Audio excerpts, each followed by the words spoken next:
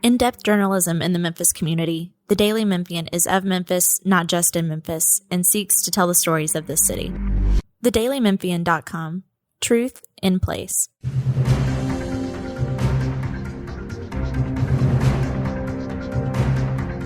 Hi, this is Sam Hardiman with the Daily Memphian, and welcome to On the Record, an occasional podcast.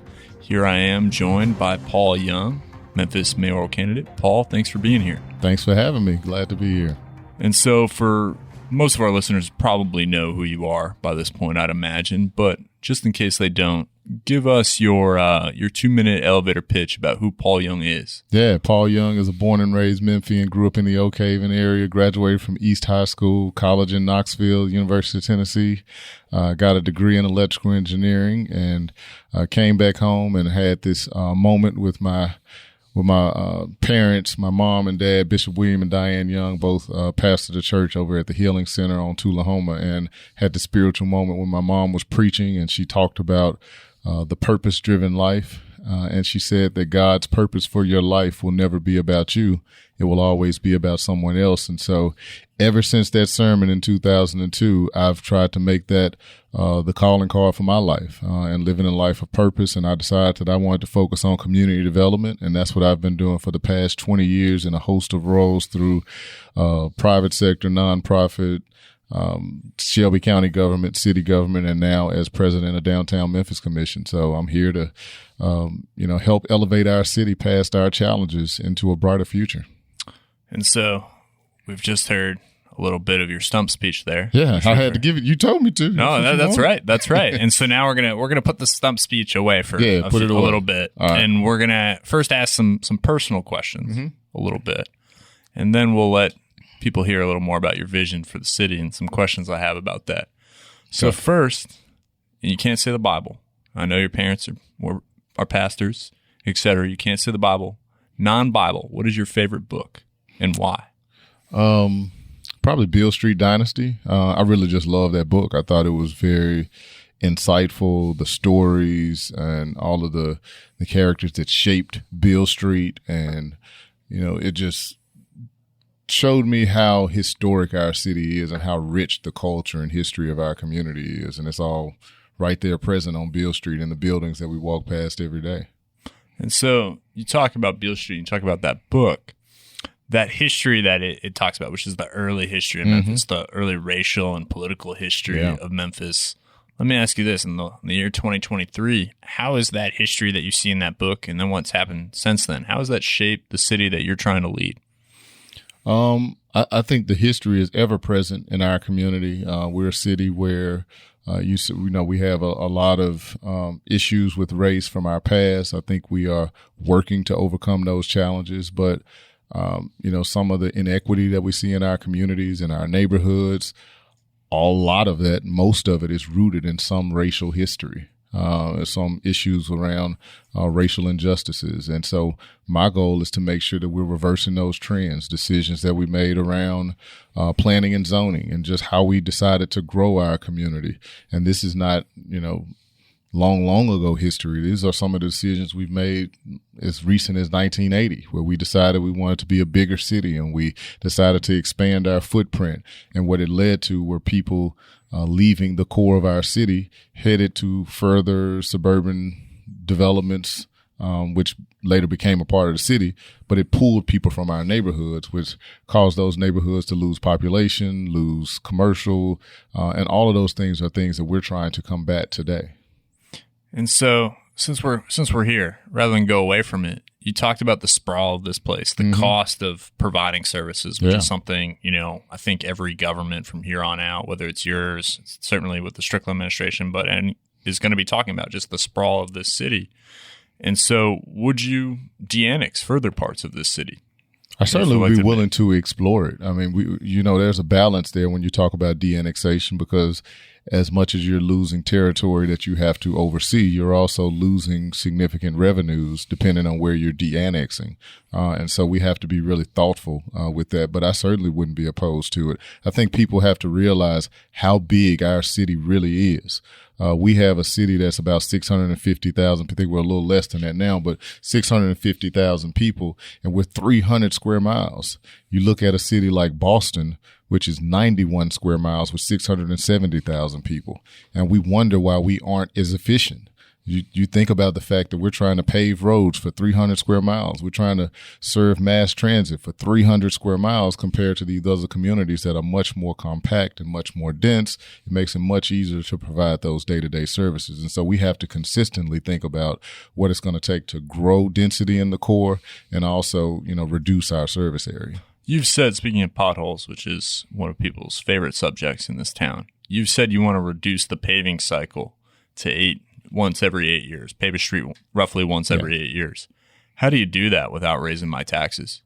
Yeah, we have to find those efficiencies. You know as well as others that in 3 years we have a significant opportunity with some of the savings that we'll have when we pay off some debt. And so we'll have decisions to make. 8 years as a target.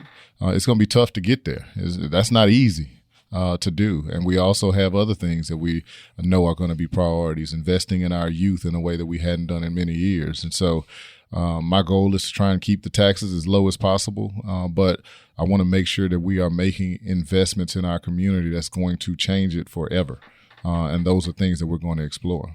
Right. And so you want to keep taxes low. Mm-hmm. And I wouldn't imagine you're going to commit in a podcast before the election in July of 2023 to ever proposing to raise taxes. But Paul, you know the city budget.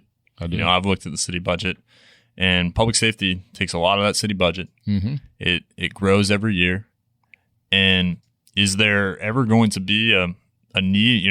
The city just passed raises for police and fire. And no one's here is arguing against those raises, but as there's not a ton of new revenue that the city gets. And so beyond taking from police or fire or reallocating some way, mm-hmm. the really only opportunity is a tax increase. So, what would be sort of your threshold to come to the city council and say, we need to raise the property tax rate? Yeah, I mean, it will be a collaborative process. So there was a lot of conversation around increasing taxes this past budget cycle. And I think they did do some things on the county side with the wheel tax. And so for us, it's not just thinking about property taxes, it's thinking about all of the revenue opportunities. And I like the idea of what they did in Oklahoma City, where they have a voluntary tax that the citizens voted for. The mayor at the time put it on the ballot and said, if you believe that we need to make these types of investments, and you spell out what the investments would go towards, you put it on the ballot and let the people decide. Those are all opportunities that we have. And so I won't rule out a property tax increase, but it's certainly not where I'm looking to go. I'm looking to do something that's going to be inclusive, that's going to engage the people in our community, where we collectively make a decision on what is going to be the best way to get the resources we need to serve the people better than we're being served today. And so let's talk a little bit about crime. Yep. And turn to crime. And I heard you say something interesting on another podcast when you talked about someone gets a mind to rob somebody. Mm-hmm. They're probably going to rob that person. And so there was a kind of a viral video that was just shared this past week of a shooting at a gas station. Yeah, that was heartbreaking. Yeah. And some young men involved in that. How can police stop those instances happening? I think it all starts with the mind. I think crime has been around for many, many years. None of this is new. But what's new right now is the brazenness at which things are taking place. And I think the first step is making sure that those that are out here terrorizing our neighborhoods and communities, that we get them off the street, stepping up our investigative services to make sure we identify who it is and we capture them as quickly as possible, working with our district attorney and our judges and the rest of the criminal justice system to make sure that we all understand what it's going to take to make sure that those consistent perpetrators, those ones that keep coming back, how do we make sure that they stay sitting down for a while. We want to make sure that they're not coming back on the streets too quickly before they had an opportunity to truly be reformed. And so I think it's going to take all of us coming to the table to make sure we're identifying those that are doing the most harm and getting them out of circulation. And then to the point I made on that same podcast, we got to be thinking about how we invest in the people that are already headed down the wrong path to try to prevent them from going further. If we see indications, if they're in truancy court, if they're getting suspended from school, what are the programs that we can be engaging? Where can we get them? What churches are in their zip code?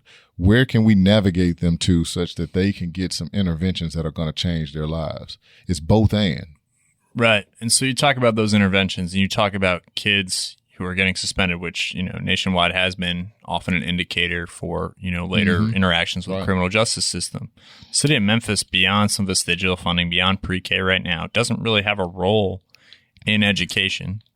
The Mayor Strickland, has sort of clashed a little bit on truancy with the school district.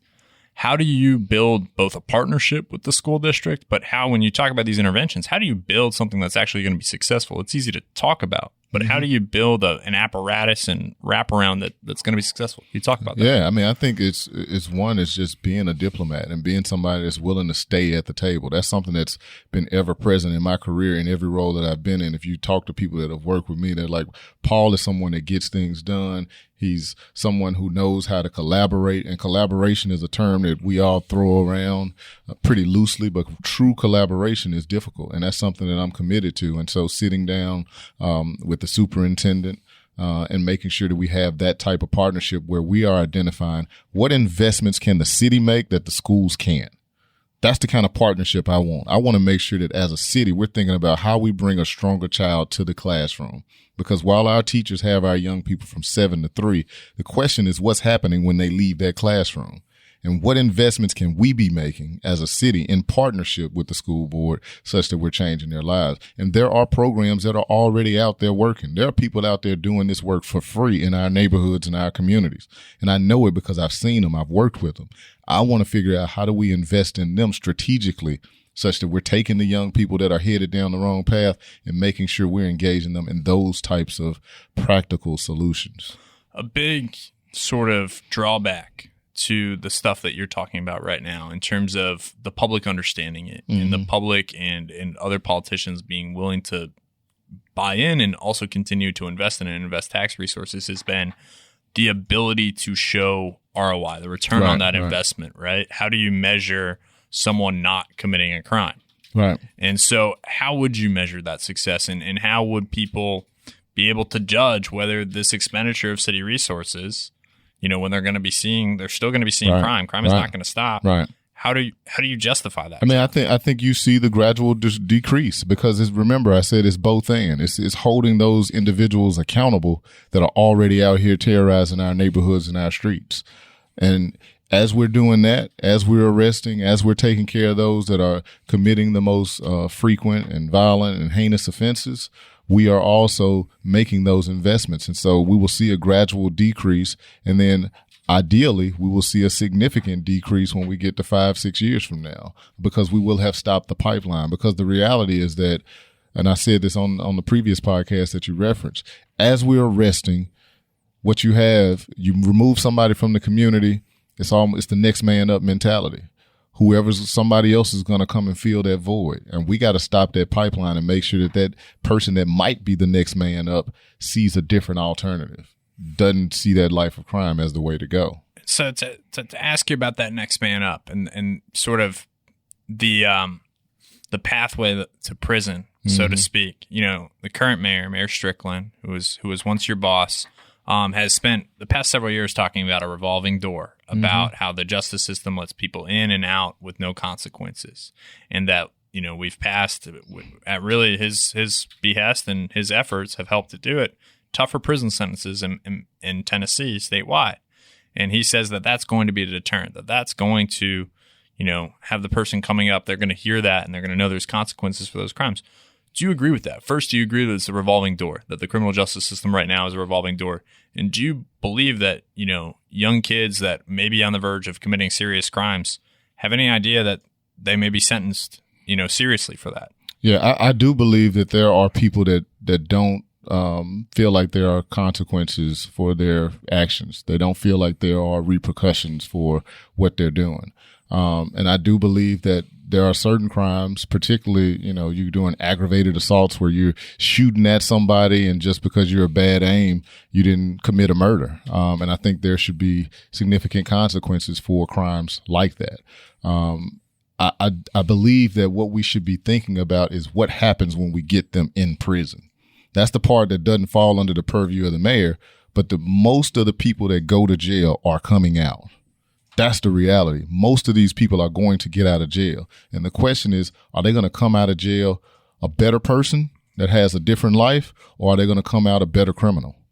And I think far too often they come out to circumstances where they can't find a job, they can't get what they need, and so they go back to the criminal lifestyle, and they're better than they were before at doing the wrong thing. And so I think we need to be focused on holistic solutions, whether or not they're in jail longer or not. The question is how engaged are they while they are locked up? How much of a life transition are they able to make when they are behind bars? How do you get the state to buy into that?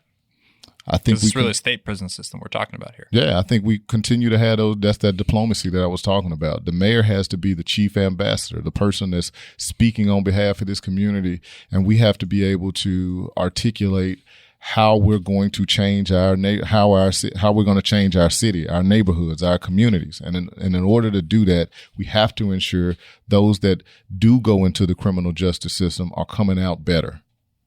And so to follow up on the question, because you ducked it a little bit, do you believe the criminal justice system is a revolving door right now? It certainly feels like that. And, I certainly need to have some more discussions to know exactly why does it seem that there are individuals who have committed 5, 6, 7 crimes that are back out on the streets. I certainly feel that. I know every neighborhood I go into, I hear somebody that makes a comment that's similar. So I want to find out more. Maybe I don't have the data, but it certainly feels like it's a revolving door. And so in terms of the data would indicate right now that there's been an explosion of car thefts this past couple of years. And so how does, for example, like I asked you a few minutes ago, how do you stop that sort of explosion of car thefts? I mean, short of traffic stops and stop and frisk and all the sort of other cities have done that step close to the line of constitutional rights. I think we had to do a couple of things. Certainly those that are doing it, when you capture those that are breaking in cars, it's most likely that they've broken into more cars before you caught them. So, having some consequences for those that are currently responsible. But I also think that we should be thinking about the economic root. So where are the cars being taken when they're being stolen? Where are the chop shops? Where's the economy for the thefts? And we need to be cracking down on that economy. And I've heard about, chop shops in different locations throughout the region.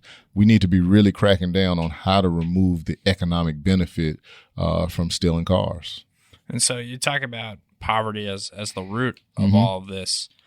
Why, and give me your reasoning for this, why is Memphis such a poor city in this year, 2023? What factors have led it to that? A lot of factors, but poverty certainly is the root of all of our challenges. I firmly believe that. I think that our economy has been rooted in jobs that have a ceiling. They have a cap on them. And so there's only so much wealth that can be gained from our logistics economy. And I think we need to think about how the future of logistics and, automation and some of the ways that we can look at advanced manufacturing and how we can take one of our strengths, which is logistics, and take it to the next level and skill up our community to take advantage of it. I think that, we are also the center of a region that is poor. You look at some communities, I'll just use Nashville. If you look around Nashville, there's wealth around Nashville. We're in the center of a region that has deep, deep poverty in the Delta. We're in the heart of the Delta, one of the poorest economies in the country. And so we are the magnet for people that are coming to Memphis and they don't have means. And so we attract poverty. And I'm not saying that as a negative. I'm just saying that as an economic reality. So the people that come into our community, they're looking to try and find a way up. And our economy, our job market hadn't provided those types of opportunities yet. So I think in order to reverse it, we have to think about what are going to be the jobs of the future. And how do we skill up our community to take advantage? How can we invest in our entrepreneurs that'll start the next AutoZone, start the next FedEx? Like, we have to be thinking futuristic in order to change our economy. You mentioned both the Delta and being a diplomat. So let me ask you about our neighbors to the south here in Memphis, DeSoto County. Right now, the city is in federal court trying to essentially end a contract that supplies sewer to the DeSoto County suburbs. There are candidates in DeSoto County that have talked about building a wall to protect DeSoto County from Memphis. They've also passed an ordinance cracking down on people who want to attend school in DeSoto County and aren't residents. What should be the relationship between Memphis and its Mississippi suburbs? Yeah, it should be a strong relationship. We should be working together. Our economies are intricately connected. I saw an economic development video for DeSoto County a couple of years ago, and they touted the access to the airport, 15 minutes to the airport, 20 minutes from downtown, just as if, they were in Memphis. And so they can't survive without those amenities and resources. And I think we need to continue to have dialogue and conversation with them to make sure that they understand how closely connected we are and work together to find solutions for our collective problems.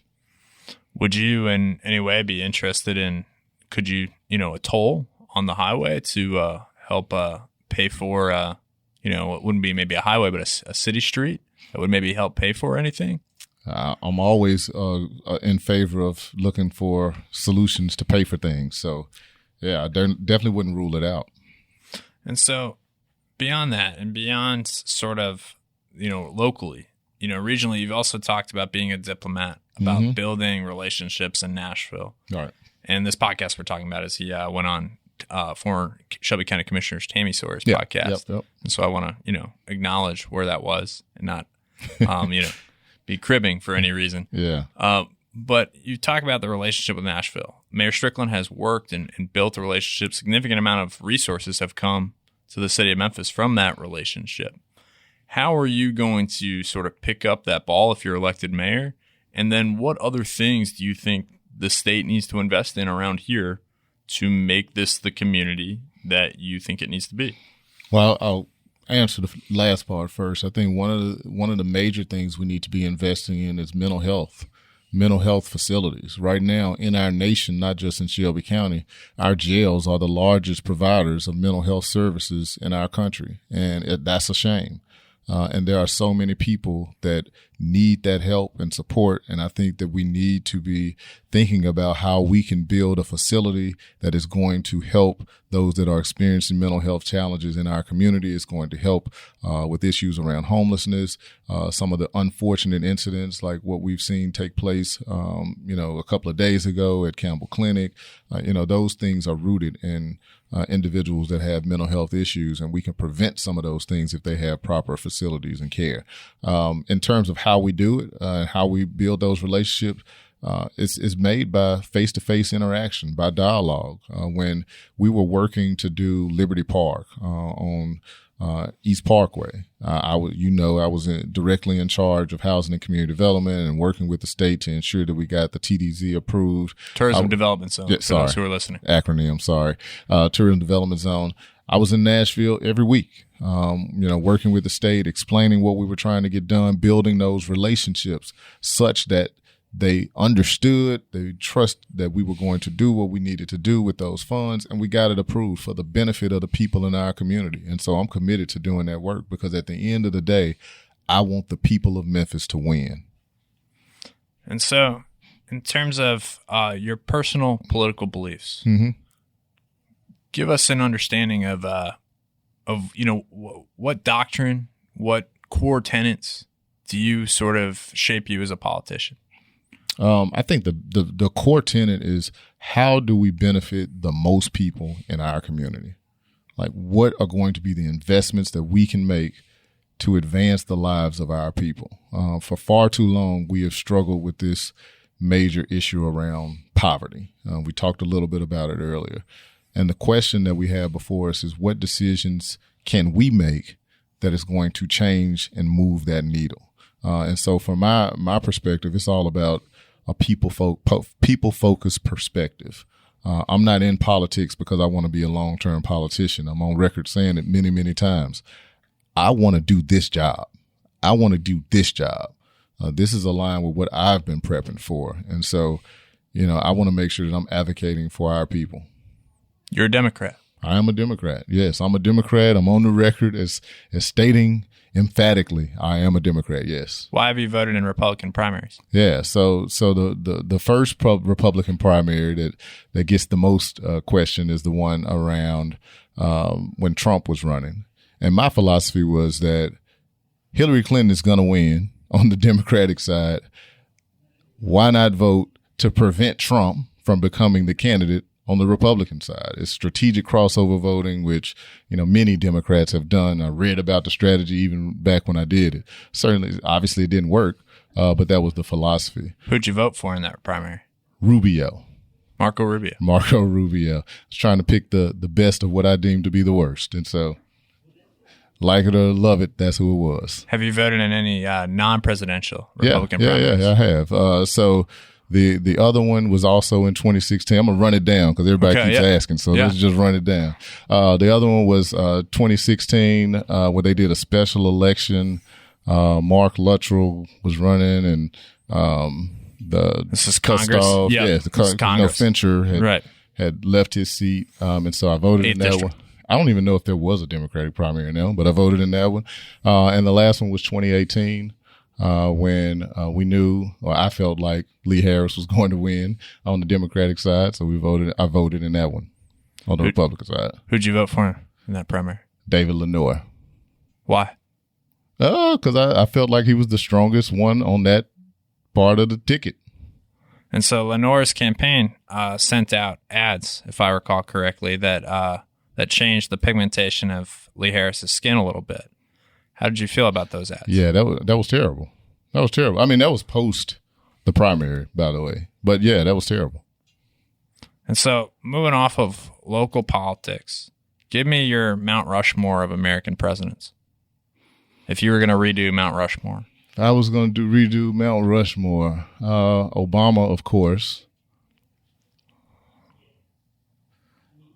That may be the only one. I mean, who are you taking off?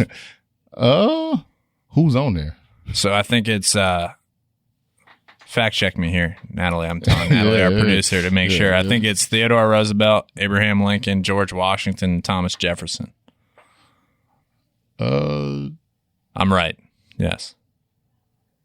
I don't know. Either one of them. Maybe Jefferson. You would take Jefferson off. Yep. Okay. Now, I'm not the presidential scholar, so don't start asking me why, because I don't know.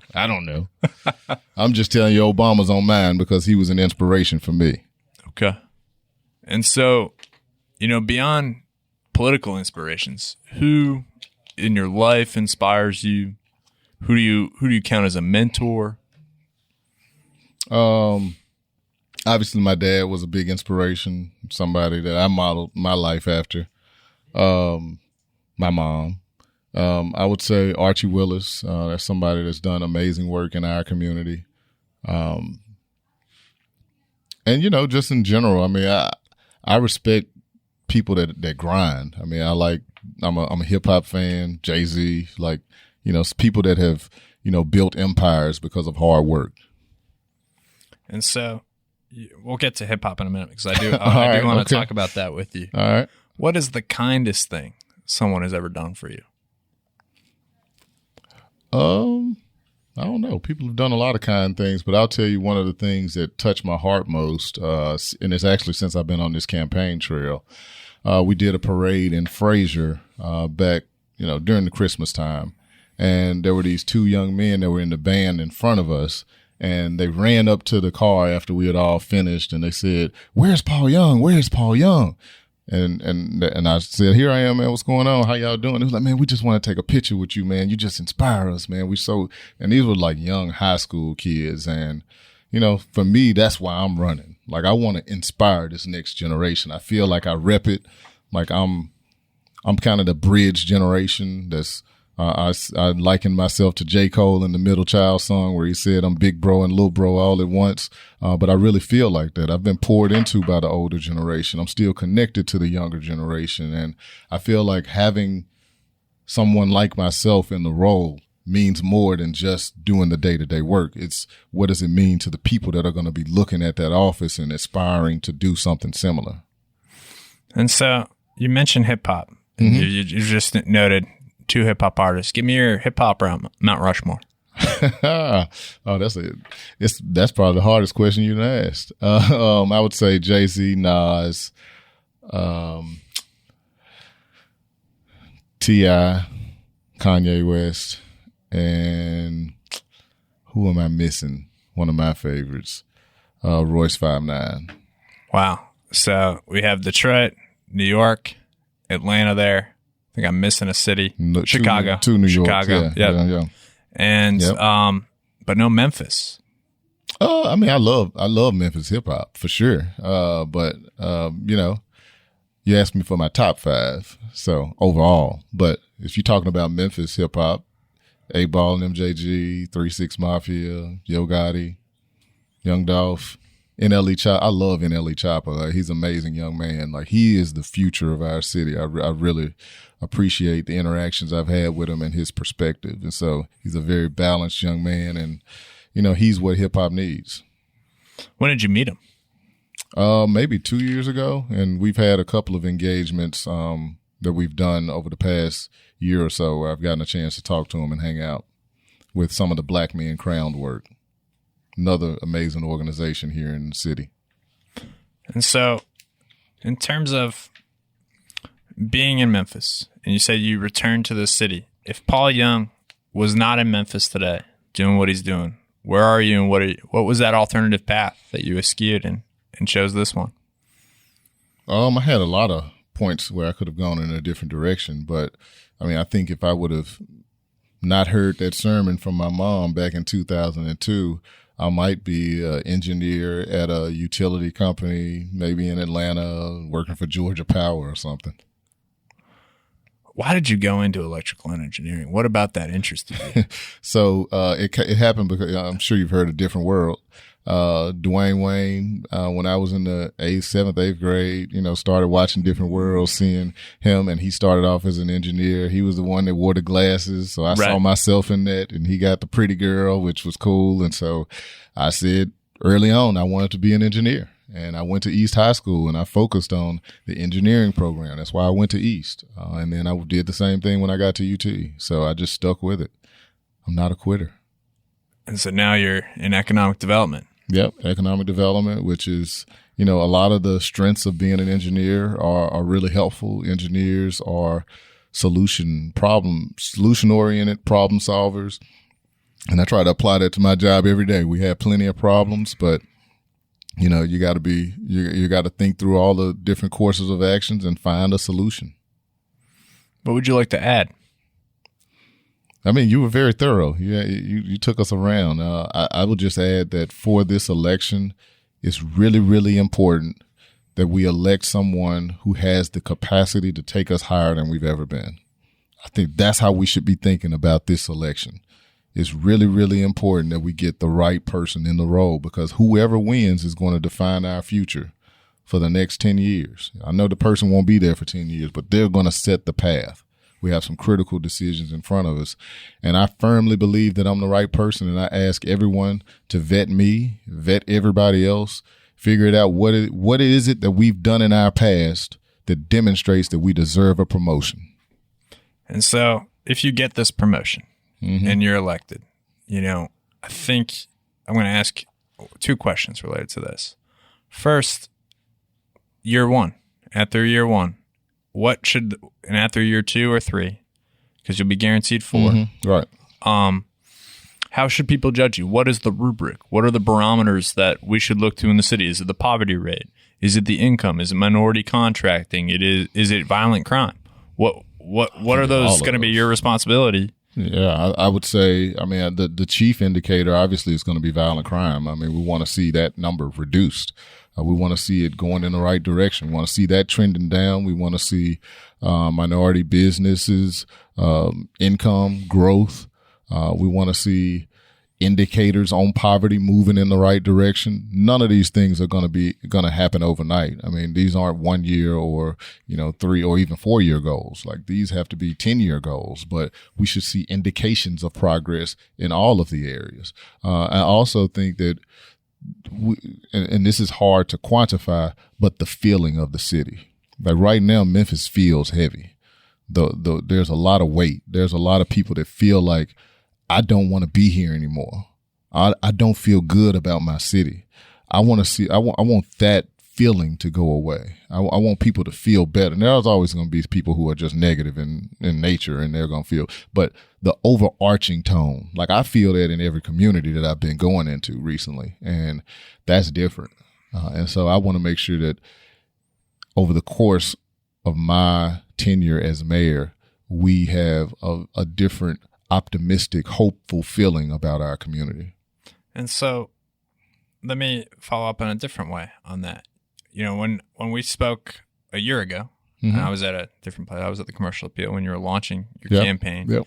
You were learning to be a politician. Yeah. You had been sort of, not pejoratively, but a bureaucrat. Someone who had been in government, but not in front of the public. And that, you knew then that your name ID was going to be a barrier. How have you learned to interact with sort of the common wheel who doesn't, know the intricacies of pilots and isn't, frequenting Memphis City Hall? How have you learned and evolved there? That part was easy. I mean, because in the roles that I've been in as Director of Housing and Community Development, when I'm coming into neighborhoods, I'm not talking to them about TIFs and TDZs. I'm talking about how do we get funding for basic needs in your community. And so communicating with the public is relatively simple for me.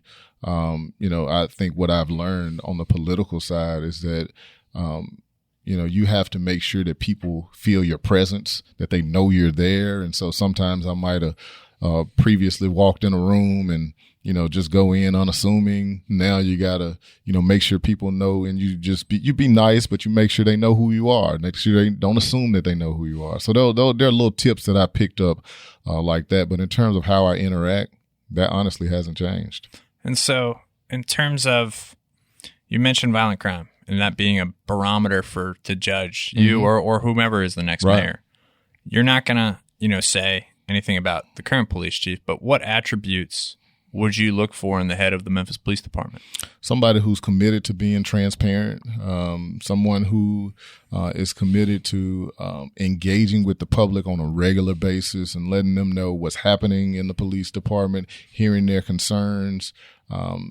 As someone who serves as president of the Downtown Memphis Commission, I hear the concerns about crime very, very often. And I know that many of the business owners, many of the stakeholders, they want to make sure that somebody is hearing them. And we need our chief to be able to do that. We also need the chief to be able to produce a culture within MPD that ensures that we don't tolerate any disrespect of the citizens. We also need someone who can invoke the faith of the police officers that are on the streets every day. They have one of the most difficult public jobs out there. I mean, there's very few jobs where you can go to work and not come home. And there's a higher likelihood of that for them. And so we want to make sure that the chief is invoking their confidence and faith so that they can do their jobs better. How would you describe the culture of the Memphis Police Department today?